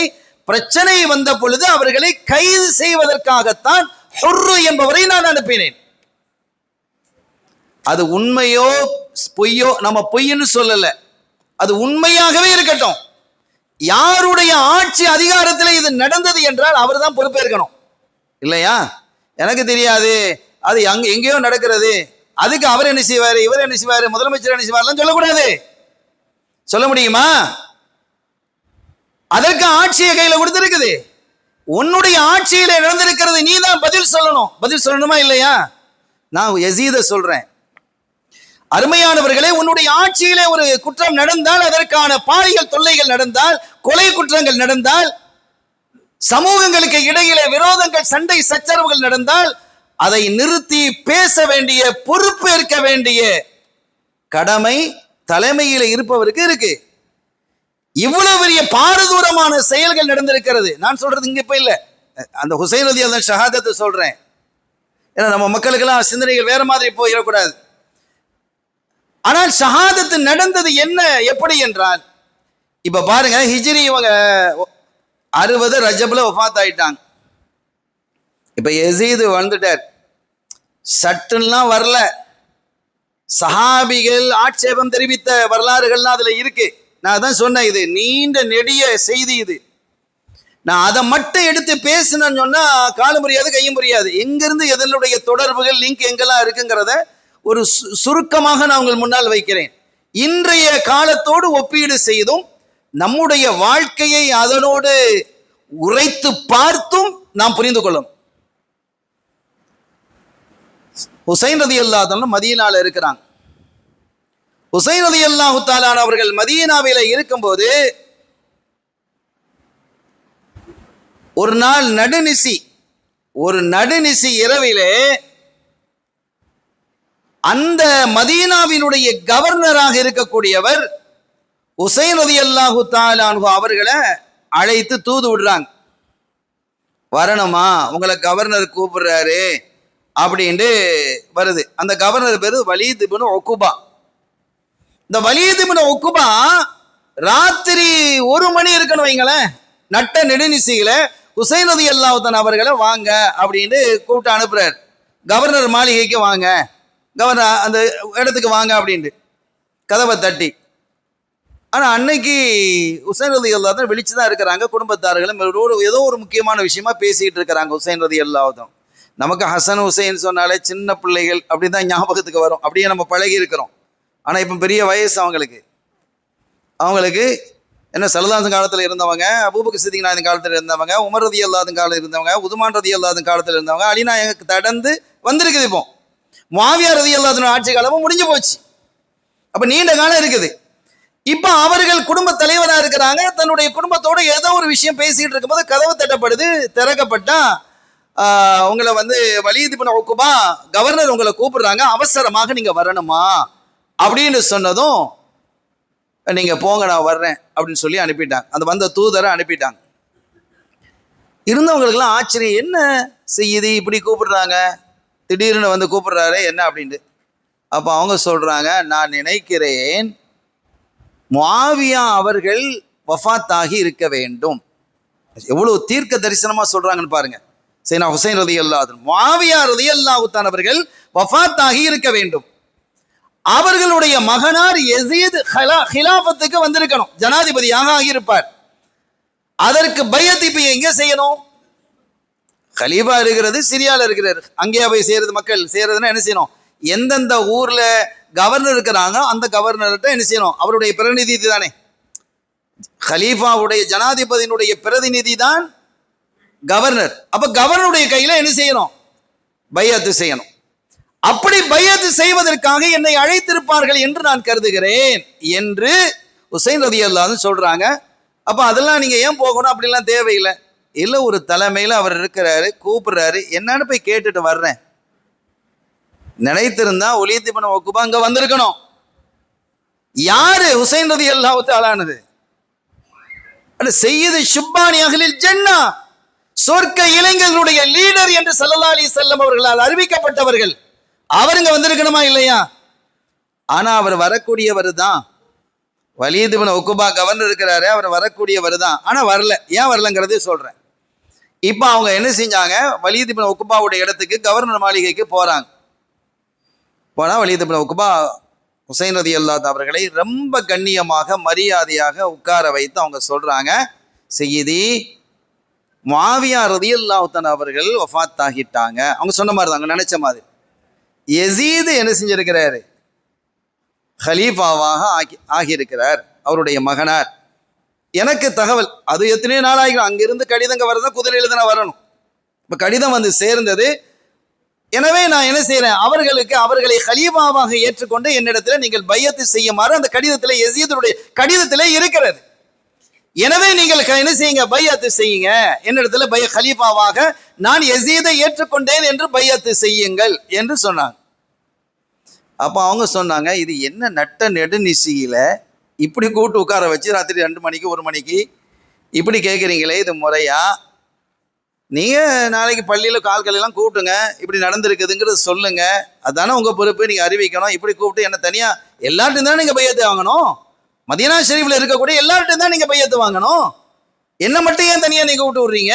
ஆனா அதுக்கு காரணம் இருக்கு அப்படின்னு கேட்டுட்டு, நீங்க எல்லாரையும் நாளைக்கு என்ன செய்யுங்க, நாளைக்கு அல்லது வெள்ளிக்கிழமை வரக்கூடிய ஜும்மாவில் அறிவிச்சு நீங்க என்ன செய்யுங்க, நீங்க எல்லாத்திலையும் பையத்து எடுங்க அப்படின்னு சொல்லிட்டு சொன்னாங்க. அது சரிதான் அப்படின்ட்டார். வலீத் இப்னு உக்பா ஒரு தவறான ஆள் அல்ல, வரலாற்றில் அவர் தவறாக பார்க்கப்படலை. போயிட்டாங்க. இதுக்கெல்லாம் காரணம் யாருன்னா, மர்வான் ஒருத்தர் இருந்தார். அவர் உமையா குடும்பத்தை சேர்ந்தவர். உதுமான் ரலியல்லாஹு அன்ஹு, முஆவியா ரலியல்லாஹு அன்ஹு குடும்பத்தை சார்ந்தவர். அவர் தான் இந்த வலீத் இப்னு உக்பா கவர்னரினுடைய ஆலோசகர். ஒரு தலைமையில ஒருத்தன் இருப்பான், அவனுக்கு பக்கத்துல ஒருத்தன் இருப்பான், அவன் தான் பேசுவான், இவன் பேச மாட்டான். நம்ம பார்க்கிறோமா இல்லையா? அவன் தான் அது இந்த மருவான் தான் இந்த வேலையெல்லாம் செய்யறது. இந்த மருவான் தான் இந்த வேலைகளெல்லாம் செய்யறது. இந்த மருவான் என்பவர் தான். இந்த மருவான் தான் என்ன செய்தாரு, வலீத் இப்னு உக்பா அவர்களை கவர்னரை பார்த்து, நீங்க என்ன செய்யுங்க, ஹுசைன் ரலியல்லாஹு அன்ஹு அவர்களை அழைச்சிடுவாங்க. மற்றவங்க பிரச்சனை இல்லை, இங்க பிரச்சனையாக கருத அவங்க அந்த அரசு பார்க்கறது ரெண்டு பேரை. ஒன்னு ஹுசைன் ரலியல்லாஹு தஆலா அன்ஹு அவர்கள், இன்னொன்னு அப்துல்லாஹ் இப்னு ஜுபைர் ரலியல்லாஹு தஆலா. இந்த ரெண்டு பேருக்கும் பெரிய சப்போர்ட் இருக்குது மக்கள் மத்தியில. எனவே அவர்கள் ஆட்சியை பிடிக்கக்கூடிய அளவிற்கு உண்டான ஒரு புரட்சியை ஏற்படுத்திடுவாங்க. ஹுசைன் ரலியல்லாஹு அன்ஹு பைஅத் செஞ்சுட்டாங்கன்னா பாதி சப்ஜெக்ட் முடிஞ்சது. அதுக்கு பிறகு அப்துல்லாஹ் இப்னு ஜுபைர் ரலியல்லாஹு கூட்டு வந்துட்டா பாதி சப்ஜெக்ட் முடிஞ்சு போயிடும். இதான் திட்டம். அப்ப அவங்களும் திட்டம் இல்லாமையெல்லாம் அந்த ரீல்ஸ் போடாமையெல்லாம் ஆட்சி அமைக்க இல்லை. அதெல்லாம் என்ன செஞ்சாங்க, அந்த மாதிரி என்ன திட்டத்தை தான் என்ன செஞ்சாங்க, கொண்டு வந்தாங்க. அப்ப அவர் சரிதானே என்று என்ன செஞ்சுட்டா விட்டுட்டாரு. ஹுசைன் ரலியல்லாஹு அன்ஹு வெளியில போயிட்டாங்க. திரைக்கு பின்னால் மருவான் இருந்தார். திரைக்கு பின்னால் இருந்த மருவான் சொன்னார், வலீத் இப்னு உக்பாவை பார்த்து. யாரை பார்த்து? கவர்னரை பார்த்து. கவர்னர்னா அன்றைய காலத்தில் அவர் தான் முதலமைச்சர். முதலமைச்சருக்கு என்ன, இங்க நம்ம தமிழ்நாடோ அல்லது இந்தியாவிலேயோ முதலமைச்சர்களுக்கு என்ன வலிமை இருக்கிறதோ, என்ன பவர் இருக்கிறதோ, அது கவர்னர்களுக்கு உள்ள பவர் அன்றைய காலத்தில். அங்க அருமையான கண்ணியத்திற்குரிய பெருமக்களே, இப்ப அவர் சொல்றாரு, அவருடைய ஆலோசகர், கவர்னருடைய ஆலோசகர் மருவான் சொல்றாரு, வலீத் இப்னு உக்பா பார்த்து, என்ன மண்ணாங்கட்டி வேலை செஞ்சீங்க? யாரை பார்த்து பேசுறாரு? இவரை பார்த்து. இவர் தான் பேசாத ஆள் தானே, இவர் தான் பேசுவார். யாருக்கு எவர் கேட்டாலும் இவர் தான் பதில் பேசுவார். அவர் சொன்னாரு, நீங்க என்ன செஞ்சிட்டீங்க? இப்ப ஹுசைன் நீங்க எப்படி வெளியில அனுப்ப இருக்கலாம், பையத்து வாங்கி இருக்கணும். அதுக்கு தானே அவர் இங்க கூட்டிட்டு வாங்கன்னு சொன்ன. நீங்க அங்க போகாம ஒரு வேலையை அவர்கள் செய்ய மறுத்திருந்தால் அவர்களுடைய தலையை இங்க வெட்டி இருக்கணும். மருவான் அப்பவே வச்சார். அப்ப வலீத் இப்னு உக்பா சொன்னாரு, நீ என்னப்பா பேசுறா, நீ என்ன பேசுறா? அவங்க யாரு? ரசூலுல்லாஹ்வோட பிள்ளை, அஹ்லுல் பைத்துல உள்ள பிள்ளை. அவர்களை என் கையால் வெட்டி நல்ல நரகத்துக்கு போக வைக்கிறியா அப்படின்னு கொஞ்சம் பேச ஆரம்பித்தார். அப்படி பேச ஆரம்பித்தார். நீங்க என்ன பெரிய தப்பு செஞ்சிட்டீங்க, இப்ப மிஸ்டேக் பண்ணிட்டீங்க, இனி பெரிய பிரச்சனை தான் அப்படின்னு சொன்னார். பிரச்சனையாக உருவானது அது. அதற்கு பிறகு ஹுசைன் ரலியல்லாஹு தஆலா அன்ஹு அவர்கள் என்ன செஞ்சிட்டாங்க, மக்கள்லாம் கூடி இதெல்லாம் பிரச்சனை, இதெல்லாம் மக்கள் காலையில வெளியாயிட்டு இந்த செய்திகள்லாம் பரவலா போய் இந்த யஸீத் ஆட்சிக்கு வந்துட்டாருங்கெல்லாம் தெரிஞ்சு போயிடுச்சு. இப்போ அவங்க சொன்னாங்க, இனி மதீனாவில் இருந்த பிரச்சனை தான், உங்களை திரும்பவும் கூப்பிட விடுவாங்க, இனி அவங்களுக்கு என்ன அதிகார ஆட்சியில் இருக்கு, நீங்க மக்காவுக்கே போயிருங்க அப்படின்ட்டு மக்காவுக்கு போக வச்சுட்டாங்க. இதெல்லாம் பெரிய செய்தி. மக்கால இருக்கிறாங்க. மக்காவிலே இருக்கும்போது, ராகத்தா இருக்கும்போது, கூஃபாவில் இருந்து, அப்ப ஆட்சி சிரியால இருக்குது, யஸீத் சிரியால இருக்கிறாரு. நான் தகவலுக்கு வந்துடுறேன். இப்ப இதான் மெயின் சப்ஜெக்ட். இந்த ஷஹாதத்தினுடைய செய்திக்கு நேரம் நான் வந்துடுறேன். அருமையான பெருமக்களே, கூஃபாவில் இருந்து ஒரு கடிதம் வருகிறது. நீங்க என்ன செய்யுங்க, கூஃபாவுக்கு வாங்க, உங்களோடு உங்களோடு 1,00,000 பேர் நாங்க நிக்கிறோம் அப்படின்னு கடிதம் வருது. ஏன்னா இந்த கூஃபாவிலே நடக்கக்கூடிய இந்த கவர்னரினுடைய ஆட்சி இருக்குது, அங்க கவர்னர் தான் இருக்கிறாரு, சிரியால தான் கலீஃபா இருக்கிறாரு யஸீத். பெரும் தொல்லையா இருக்கு, அநியாயம், அட்டூழியம், இங்க இருக்கக்கூடிய அதிகாரிகளுடைய லஞ்ச லாவணியம், இதெல்லாம் ஒழிக்கணும்னா நீங்க தான் வரணும். அவங்க சொன்னாங்க, எனக்கு ஆட்சி வேணாம், அதிகாரம் வேணாப்பா, நான் அல்லாஹ்வுடைய இல்லத்துக்கு பக்கத்திலேயே நான் உட்கார்றேன் அப்படின்னாங்க. ஆனா மக்கள் கேட்கல. மக்கள் வந்தாங்க, தூதர்கள், தூதுக்குழு கடிதங்கள் என்று ஏறக்குறைய 18,000 கடிதங்கள் வந்ததாக இருக்கிறது. ஒரு சொல்லின்படி 70,000 கடிதங்கள் கூட. உங்களோடு நாங்கள் 1,00,000 பேர் இருக்கிறோம் என்றார்கள்.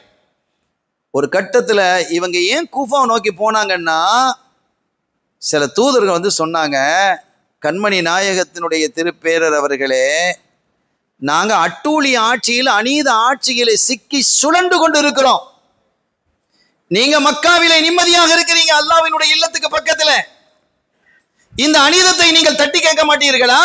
எப்படி இருக்கும் கொஞ்சம் யோசிங்க. நாங்கள்லாம் சங்கடத்தில் இருக்கலாமா? தீய ஆட்சியிலே இருக்கலாமா? தீய சக்தியிலே நாங்கள் கிடக்கலாமா? அப்படிலாம் என்ன செஞ்சாங்க, அந்த கூஃபா மக்கள் கேட்டாங்க. எனவே நீங்க வாங்க, உங்களுக்கு நாங்க சப்போர்ட்டா இருக்கிறோம், 1,00,000 பேர் இருக்கிறோம், அதுக்கு மேல இருக்கிறோம் அப்படின்னு திரும்ப திரும்ப திரும்ப அழைத்தார்கள். இந்த அழைப்புங்கிறது உங்களுக்கு பெருசா இல்லை, ஆனா இந்த ஒரு வார்த்தை அவர்களை அசைத்தது. நீங்க இங்க நிம்மதியா இருக்கிறீங்க, நாங்க அங்க அதிகாரிகளினுடைய அட்டூழியத்திலே ஆட்பட்டு கிடக்கிறோம்.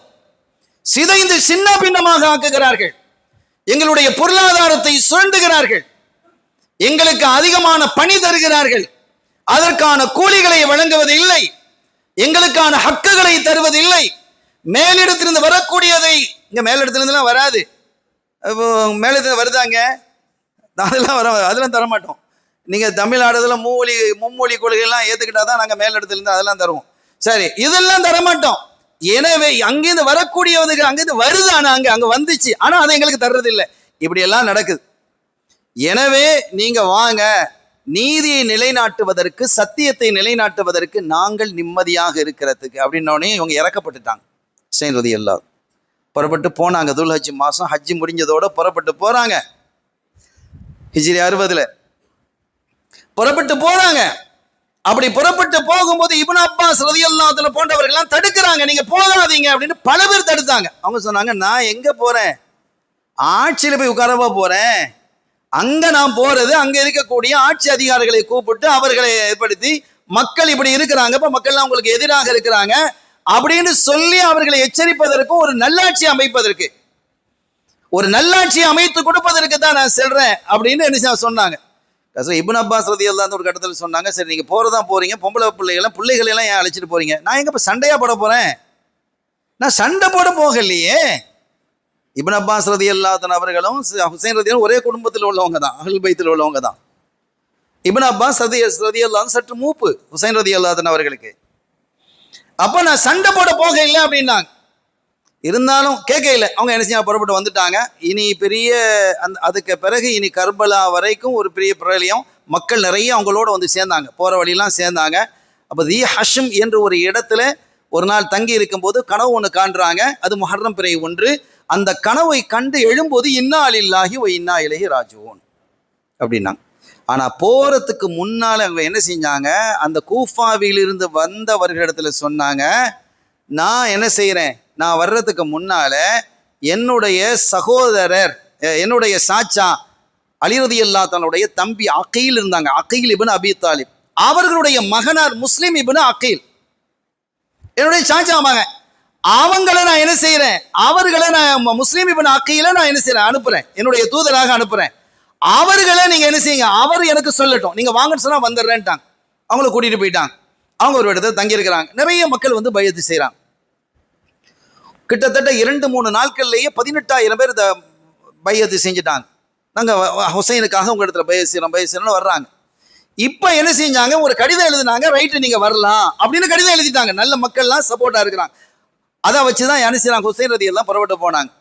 இங்கே முஸ்லிம் இப்னு அகீல் அவர்கள் வந்திருக்கிறாங்க என்ற செய்தி யஸீதுக்கு தெரிகிறது.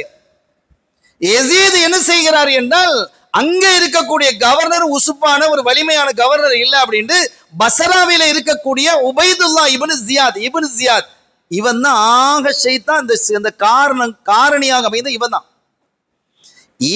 இவனை கொண்டு போட்டாங்க. இவன் ஒரு அறிவு பொண்ணு கொடுத்தான், இந்த முஸ்லிம் இப்னு அகீலை என்னிடத்துல ஒப்படைக்கணும். ஒரு ஜும்மால சொல்றான், இல்ல நான் வீடா புகுந்து நாங்க தேடுவோம், யார் வீட்டுல இருக்கிறாங்களோ அடிப்போம், அவங்களெல்லாம் உதைச்சிரும், கொலை செஞ்சிருவோம், கைது செஞ்சிரும் அப்படின்னு பயந்துட்டாங்க. அது வரைக்கும் முஸ்லிம் இப்னு அகீல் எங்க இருந்தாங்கன்னா ஒவ்வொரு வீட்லயா இருந்தாங்க. ஒவ்வொரு வீட்லயும் இன்னைக்கு எங்க வீட்டுக்கு வாங்க, எங்க வீட்டுக்கு வாங்க, எங்க வீட்டுக்கு வாங்க அப்படிலாம் அழைப்பு இருந்தது. இப்ப என்ன ஆச்சு, அந்த கூஃபாவாசிகள் எங்க வீட்டுக்கு வராதிங்க, எங்க வீட்டுக்கு வராதிங்க, எங்க வீட்டுக்கு வராங்க மாறிட்டாங்க. அப்படியே மாறிட்டாங்க, மாறி போனார்கள். கடைசியில இந்த என்ன செஞ்சான்னு கேட்டா, ஹானி என்று ஒருவர் இருந்தார், ஹானி இப்னு உருவா. அவர் யாருன்னு கேட்டா, அந்த உபைதுல்லா இப்னு ஜியாத் கவர்னர் இருக்கிறல்ல, அந்த கவர்னருடைய ஆலோசகர், முக்கிய ஆலோசகர். அவங்க அஹ்லுல் பைத் மேல ரொம்ப பிடிப்பு. அவங்க வீட்டில தான் முஸ்லிம் இப்னு அகீல் தங்குறாங்க. எங்கன்னு கண்டுபிடிக்க முடியல. அப்ப கண்டுபிடிக்கணும் அப்படிங்கிறதுக்காக முஸ்லிம் இப்னு அகீல் எங்க இருக்கிறாங்கிறத கண்டுபிடிக்கணும் அப்படின்னு எவ்வளவு முயற்சி செஞ்சாலும் கண்டுபிடிக்க இல்லை. தன்னுடைய ஆலோசகர் வீட்டில தான் இருக்கிறாங்கிறத அவனால கண்டுபிடிக்க முடியல, அவ்வளவு ரகசியமா இருந்தது. முஅக்கல் என்று ஒரு அடிமை, இந்த உபை இப்னு ஜியாதினுடைய கவர்னருடைய அடிமை முஅக்கல்ங்கிறவன் பெரிய கெட்டிக்காரன். அவன் சொன்னா, என்ன இவ்வளவு நாள் ஆயும் கண்டுபிடிக்க முடியலையா எஜமானே, என்கிட்ட ஒரு 3000 தங்க காசுகளை தாங்க, நான் கண்டுபிடிச்சிடறேன். 3000 தங்க காசுல கண்டுபிடிச்சிடுவியாப்பா? இங்க 3 லட்சம் தங்க காசு செலவழிச்சு கண்டுபிடிக்க முடியாது, நீங்க 3000 தாங்க, நான் உங்களை கண்டுபிடிச்சு தர்றேன்.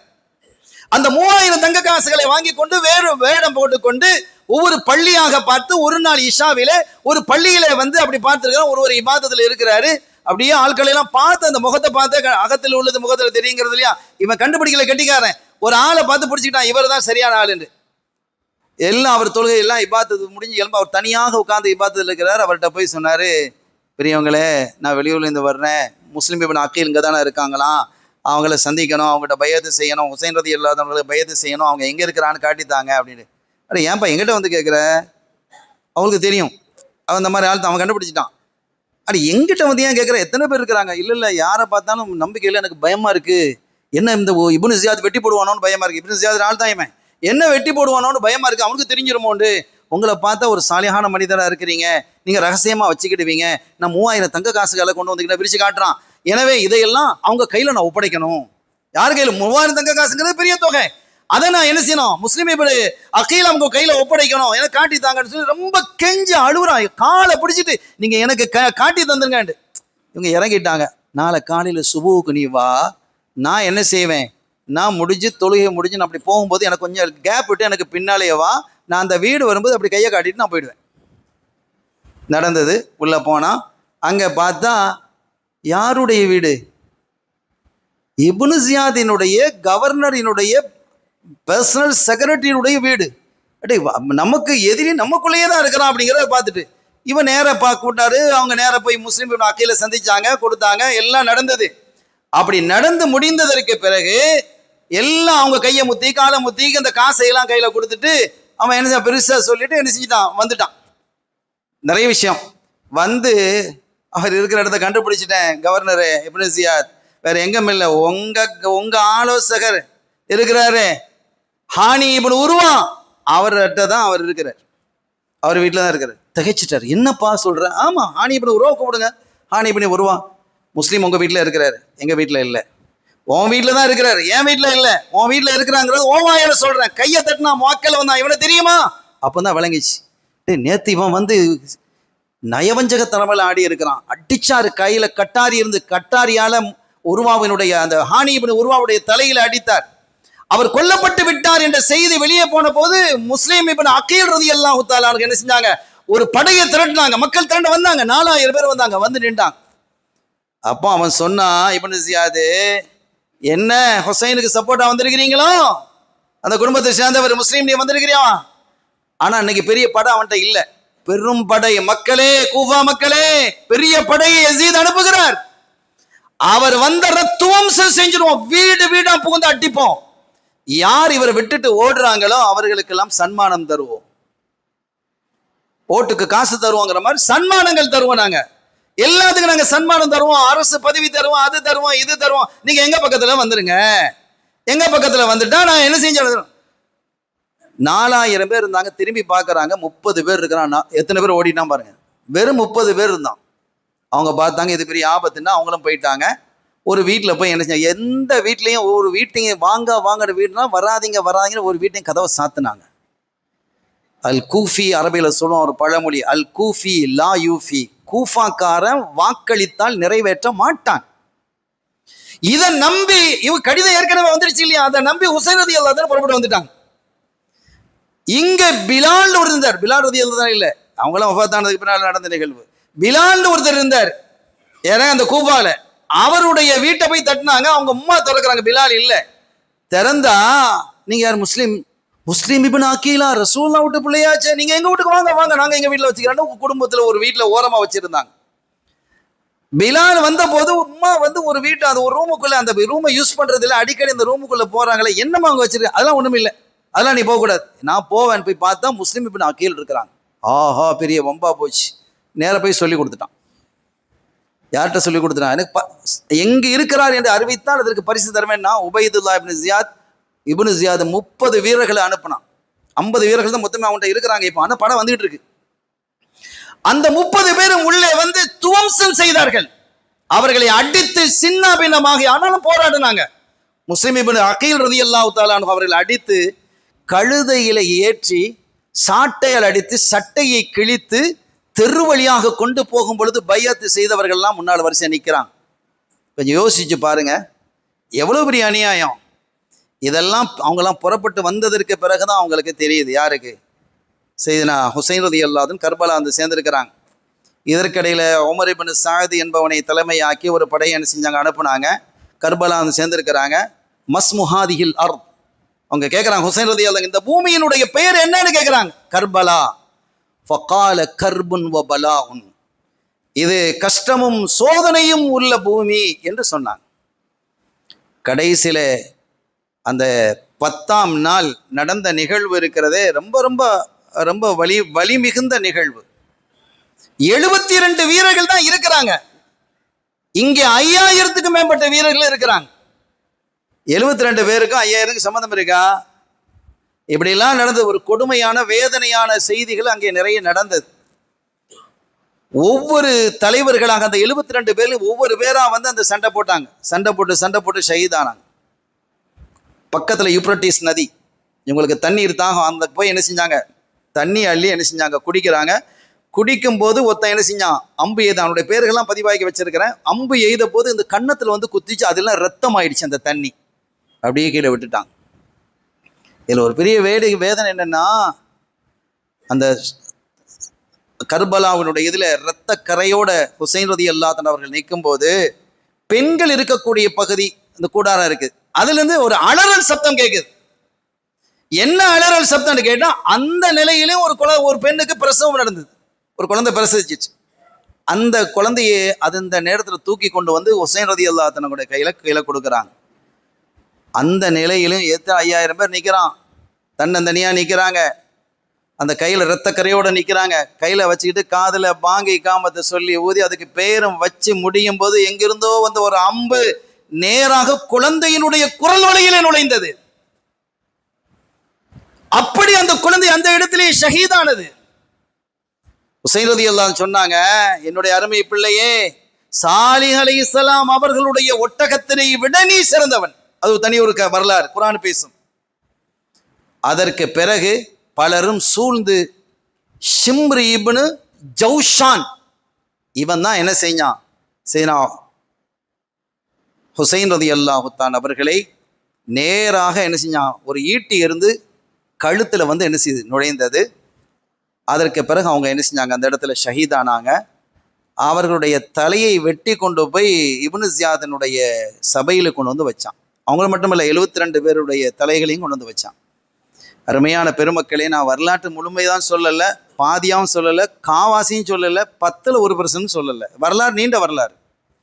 ஆனால் இதில் என்ன படிப்பினை அப்படின்னா, அவர்களை ஒரு சமூகம் ஏமாற்றியது.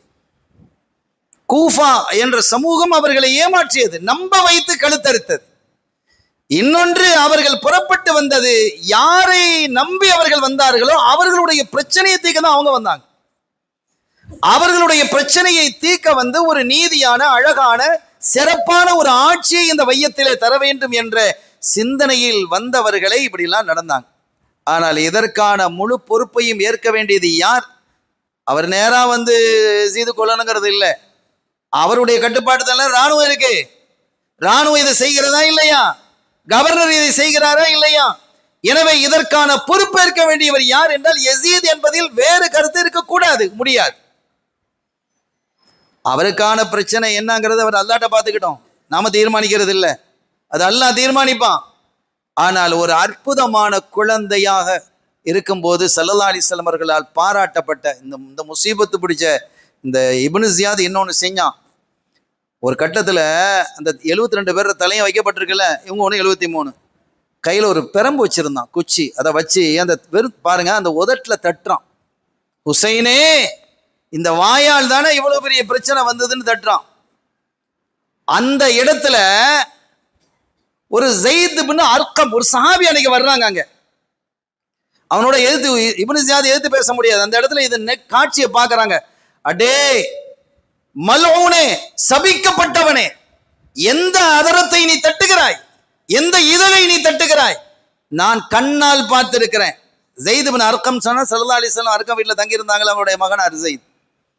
அவங்க சொன்னாங்க, நான் பார்த்திருக்கிறேன் இந்த ஆதரத்தில் கண்மணியாம் பொன்மணி முஹம்மதுர் ரசூலுல்லாஹி ஸல்லல்லாஹு அலைஹி வஸல்லம் முத்தமிடுவதற்கு நான் பார்த்திருக்கிறேன். அல்லாஹ் உன்னை தண்டிப்பானாக, உன்னை நாசப்படுத்துவானாக. பின்னால அவெல்லாம் நாசப்பட்டு போனாங்கிறது அது பின்னால உள்ள வரலாறு. கர்பலாவுக்கு பின்னால ஒரு பெரிய சரித்திரம் இருக்கிறது, வரலாறு இருக்கிறது. அதில் அநீதம் இழைத்தவர்கள் எல்லாம் அழிக்கப்பட்டு துவம்சம் செய்யப்பட்டார்கள். அல்லாஹ்வினுடைய தண்டனை அவர்களுடைய தலையில் விடிந்தது என்பதற்கான நீண்ட வரலாற்று செய்திகள் பதிந்து கிடக்கிறது. எனவே அநீதியை நோக்கி பிரயாணிக்க கூடாது, அநீதம் இழைக்கக்கூடவர்களுக்கு சப்போர்ட் பண்ணக்கூடாது, நீதியை நோக்கி நாம் பிரயாணிக்கணும். பதவி ஆசையிலே, பதவியினுடைய உச்சத்திலே அதை பாதுகாக்க வேண்டும் என்பதற்காக எதையும் பேசலாம், எதையும் செய்யலாம் என்று துணியக்கூடாது. அப்படியெல்லாம் இருந்தால் ஒரு கட்டத்தில் அல்லாஹ் அந்த ஆட்சியை பிடுங்குவான், வீசுவான், அதற்கான தண்டனையும் அவர்கள் தலையிலே கொட்டுவான் என்பதற்கு இந்த ஷஹீதே கர்பலா இந்த நிகழ்வு ஆதாரமாக அமைகிறது என கூறி, அருமையான பெருமக்களே, மொத்தத்தில் அல்லாஹ் சொல்வதெல்லாம் கண்மணி நாயகத்தினுடைய குடும்பத்தை நீங்கள் நேசிக்கணும். நான் அதான் ஓதி ஆரம்பித்தேன், அங்கே போக முடியல அதுக்குள்ள செய்தியில். குல்லாஸ் அலுக்கும் அலி ஹஜ்ரன் இல்லல் மபத்தத் ஃபில் குர்பா. நாயகமே நீங்கள் மக்களிடத்துல சொல்லிடுங்க, உங்க இடத்துல நான் எதையும் கேட்க மாட்டேன். ஸல்லல்லாஹு அலைஹி வஸல்லம் அவர்கள் நமக்கு செய்து இருக்கக்கூடிய அந்த அற்புதமான அர்ப்பணிப்புகள், அறப்பணிவுகள், நமக்கு நம்ம உயர்வான இடத்துக்கு கொண்டு வந்தது. குந்தும் கைர உம்மத்துக்கு என்ன செஞ்சுட்டோம், நாம பெரிய இபாதத்தா செஞ்சுட்டோம் அல்லது பெரிய தர்மங்கள் செஞ்சு பெரிய அல்லாஹ்வுக்கு நெருக்கமாயிட்டோமா? நம்மை விட முன்னால் வாழ்ந்தவர்கள் அதிக காலங்கள் வாழ்ந்திருக்கிறாங்க, மிகப்பெரிய தியாகங்களை செஞ்சிருக்கிறாங்க. நான் ரசூலுடைய உம்மத்தாக நாம் இருக்கிறதுனால தான் குந்தும் கைர உம்மத் என்பதை புரிந்து கொண்டு இந்த நிலைக்கு வந்ததற்கு ஸல்லல்லாஹு அலைஹி வஸல்லம் நம்மகிட்ட நீங்க எதையும் கேட்க வேணான்னு அல்லாஹ் சொல்லிட்டான். ஒண்ணு கேளுங்க, உங்க குடும்பத்தை நேசிக்கணும்னு கேளுங்கன்னா. இல்லல் மவத்தத ஃபில் குர்பா, உன்னுடைய குடும்பத்தை நீங்க நேசிக்கணும்னு கேட்டாங்க. ஸல்லல்லாஹு அலைஹி வஸல்லம் அதை கேட்டாங்க. எனவே கண்மணி நாயகத்தினுடைய அஹ்லுல் பைத்தாக இருக்கக்கூடிய அந்த குடும்பத்தை நாம் அதிகம் நேசிக்க வேண்டும், நீதியின் பக்கம் நிற்க வேண்டும்.